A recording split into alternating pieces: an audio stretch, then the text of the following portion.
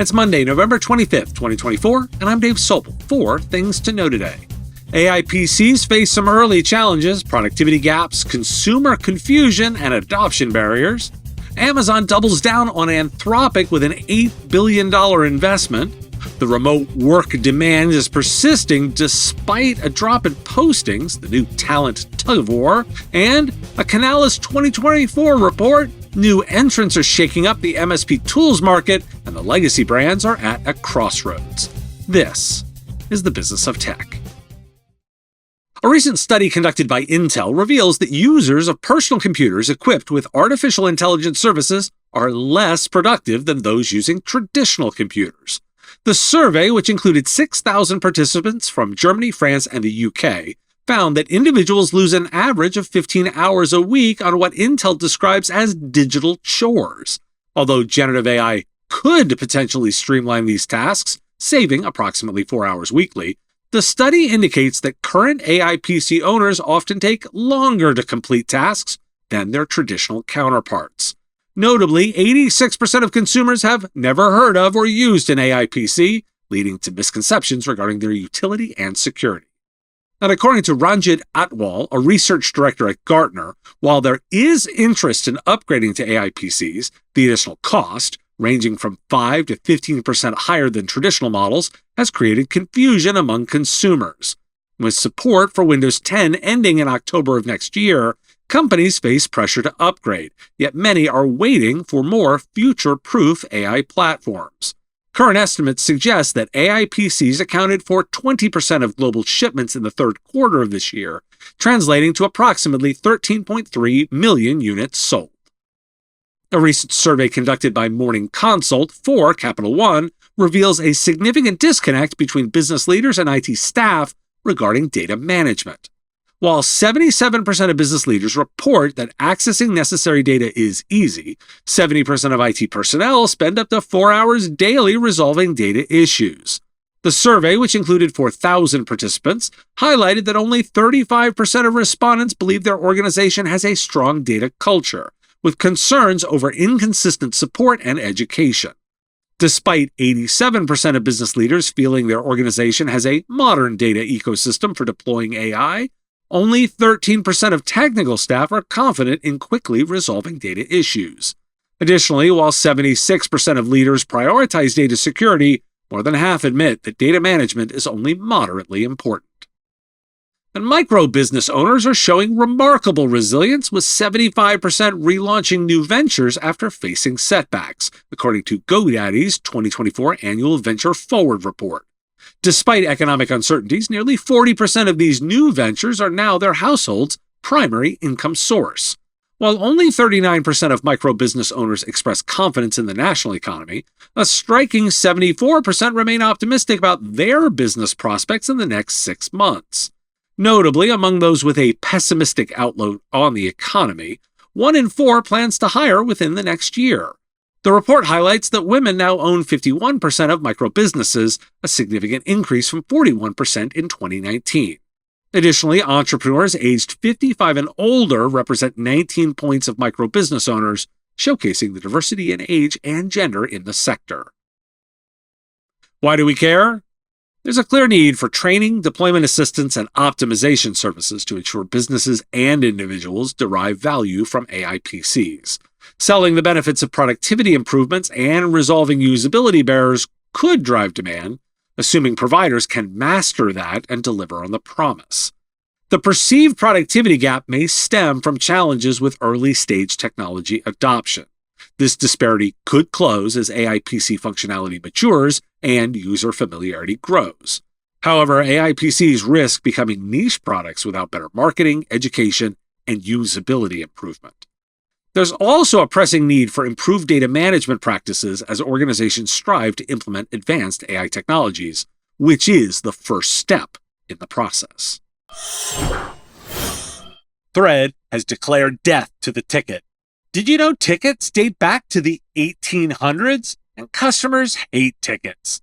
Thread uses an approach for connecting, communicating, and ultimately collaborating.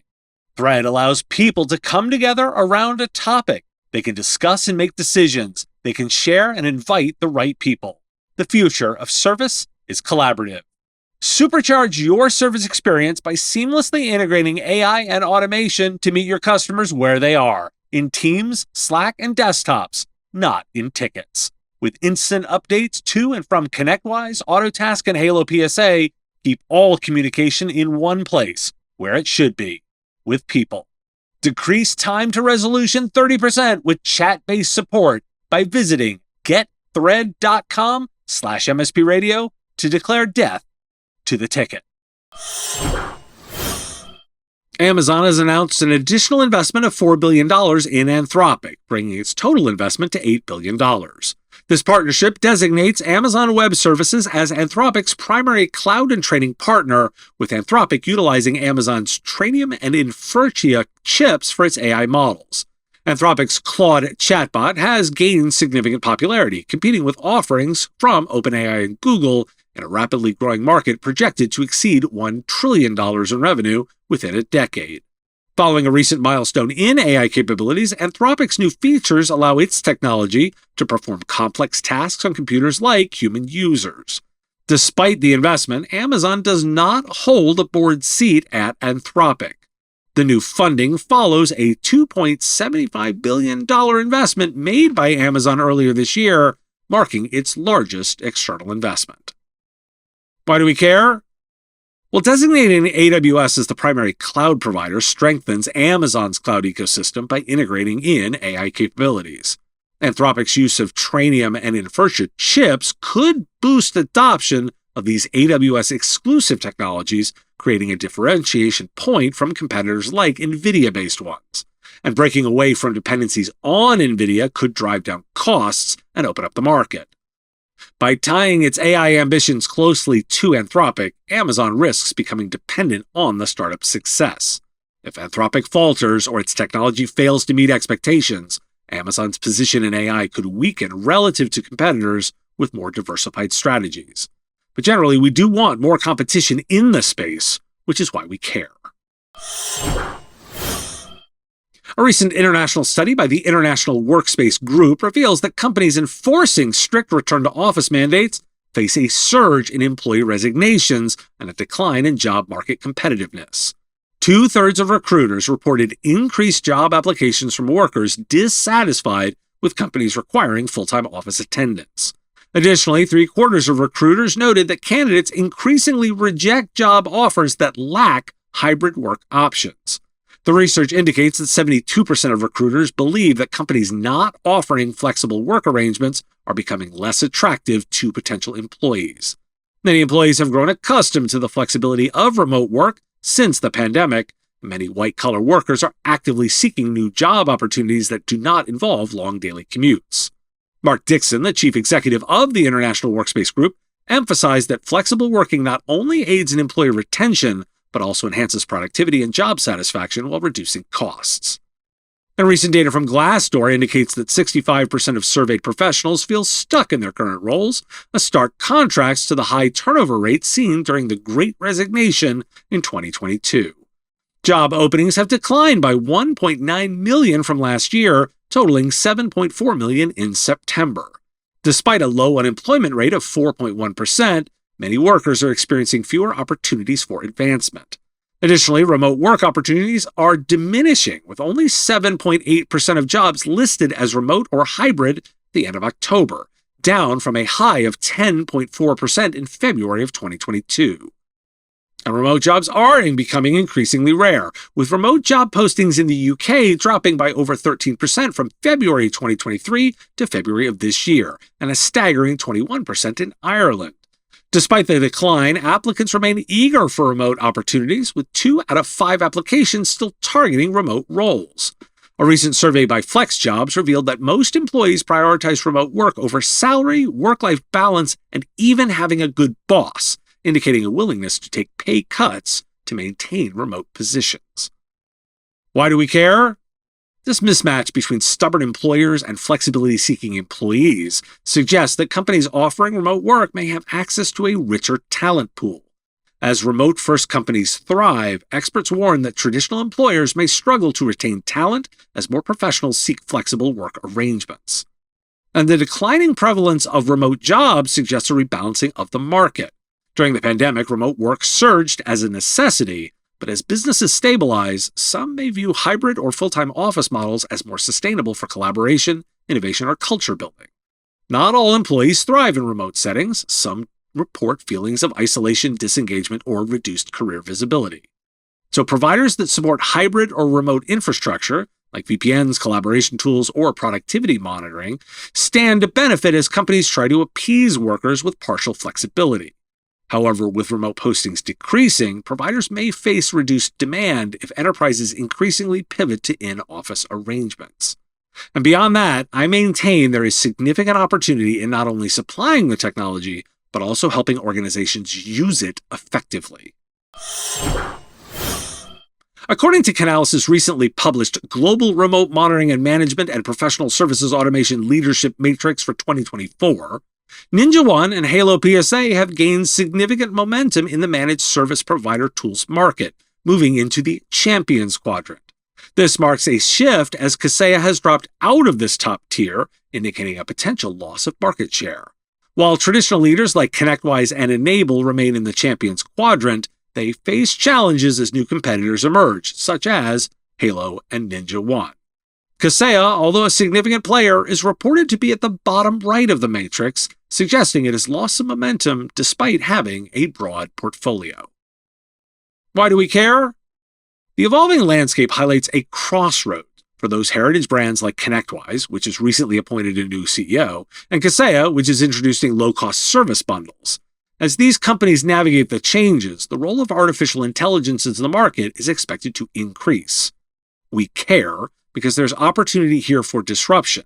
We'll just have to see if it happens. With as many breaches and security concerns as I report in this show, it should be obvious that cybersecurity is not just about technology, but also the human expertise needed to interpret and respond to complex threats. Huntress is focused on elevating SMBs and MSPs around the world.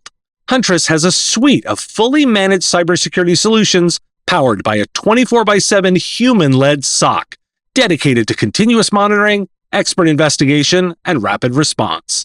And the proof is the execution. Huntress is the #1 rated EDR for SMBs on G2. Want to know more about the platform? Visit huntress.com/MSP Radio to learn more.